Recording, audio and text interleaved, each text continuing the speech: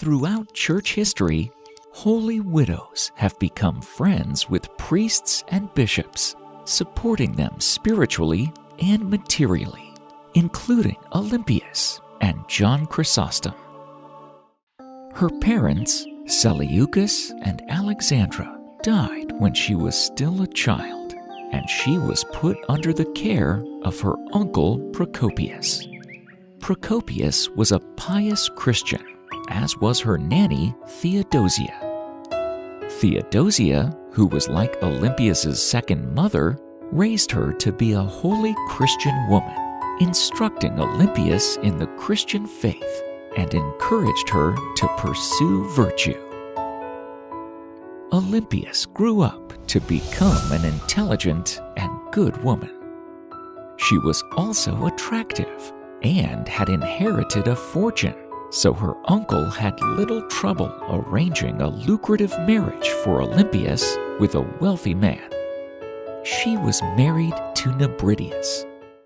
Just over a year after the wedding, her husband Nebridius died, leaving Olympias even richer than before, as she inherited Nebridius's vast and profitable estates. Given that she was now the lady of a great deal of valuable land, Olympias became a highly desirable widow who caught the attention of Emperor Theodosius. Emperor Theodosius put great pressure upon Olympias to marry again. The emperor suggested his cousin Elpidius. Olympias flatly refused. She resolved to become a consecrated widow in the church and give her entire life and livelihood to her fellow Christians. Had God wanted me to remain a wife, Olympias purportedly said, he would not have taken my husband away.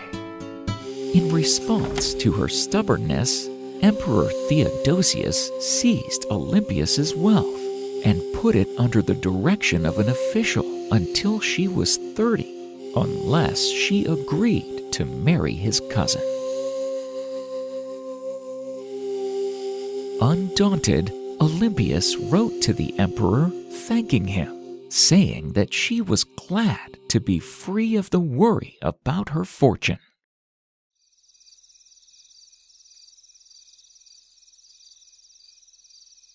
Theodosius was impressed by her spunk and her fortitude, her parrhesia, and he restored her estates to her, which Olympias then promptly donated to the church. In 398, Olympias founded a monastery in one of her palaces in Constantinople. She became a sort of abbess of the community that gathered there. The community grew until around 250 women were living there as monastic sisters. When she was 30, she was ordained a deaconess by the Archbishop of Constantinople. In 398, Saint John Chrysostom was elected Bishop of Constantinople, and the fiery preacher and Olympias quickly became close friends. They were both devoted to an ascetic lifestyle and to caring for the poor.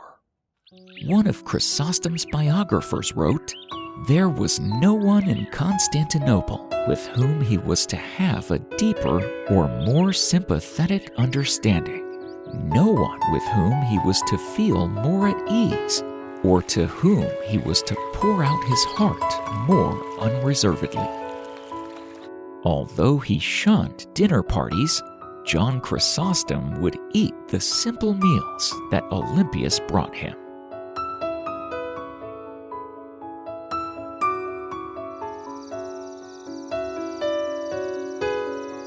In 404, John Chrysostom was exiled after he got on the wrong side of Empress Eudoxia. Olympias was persecuted because of her close association with him and her loyalty to him as the true archbishop of the city. Her opponents slandered her and John, and her community fell apart. Due to these trials, Olympias went into a sort of self-imposed exile and later left the city she had lived in for so long and given so much to, and lived her final years in Nicomedia. She continued to keep up her spiritual mission of care for the poor. During John's last days, he wrote many letters to Olympias from his arduous journeys during his exile. These letters are poignant testimonies to the depth of suffering he and his friends were experiencing, and the spiritual friendship these Olympias' letters were written while she was being persecuted back in Constantinople. They are filled with her feelings of despondency and depression. John continues to encourage her to lift up her heart and to try to brighten her spirit. John encourages her to be a great athlete of patience like Job. His letter is a beautiful encouragement from one who is finishing his own race to a fellow runner, admonishing her to stay strong in the final laps ahead of her. In her last days, Olympia was banished with the entire community of nuns which she governed in Constantinople. Her illnesses added to her sufferings, but she never ceased her good works until her death in the year 410. Saint Olympias died from illness in 408. God, you inspired Saint Olympias to strive for perfect charity and so attain your kingdom at the end of her pilgrimage on earth.